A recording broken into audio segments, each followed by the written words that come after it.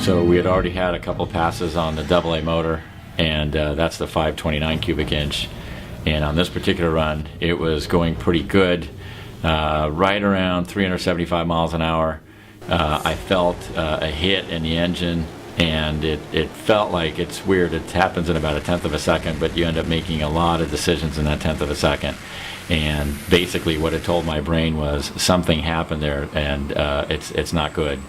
So I put the clutch in and cut the fuel and hit the chutes and basically brought it back, and waited to see if either I had made a mistake and it was maybe we hit a bump or something, or if in fact it was something mechanical. And it turns out it was something catastrophically mechanical.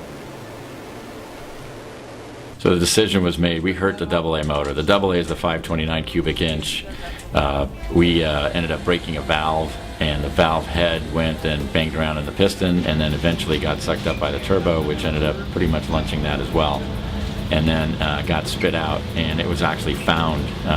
The broken valve was found, but on the salt. In any case, the decision is at that point that motor is not going to go anywhere. So we decided to change it, and we went with our what we call our A motor, which is our 484 cubic inch. It's the same basic engine, but it's a smaller cubic inch, and it puts us in a different class. We didn't bring any spare turbos with us, so the only thing we could figure was, let's get the one good 91 millimeter turbo out of the A engine package and put it in the car, and that's what we did. It took a lot of adapting because it was never really meant to work this way. Everybody that we asked and wondered, how do mismatched turbos work? Nobody really knew, so we figured let's go find out. At this point, the class that we're in, the 484 cubic inch, I think has a max of 488 cubic inch. The world record there is about 406, 405, 405.9 something. So that made it interesting, because now we were still trying to run 400, but if we ran a little over 400, we could also break a standing world record.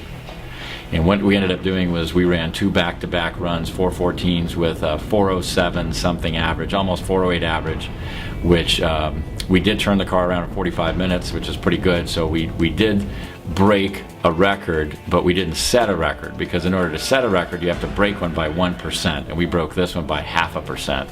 We'd gone another 2 miles an hour, we'd have had it, but we had ignition issues both those runs that were getting cut out at the top end.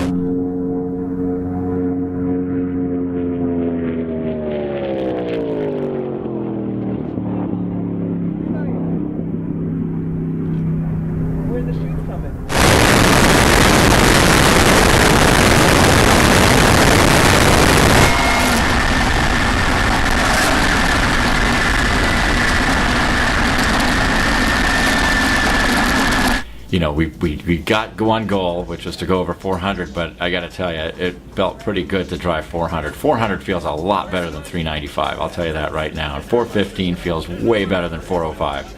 So the goal now is to go back home, do our homework, figure out what we need to do to fix our ignition problems, and come back with a little more power, a little more boost, a little more robust power plant, and or ignition for sure, and go take down some records and go even faster.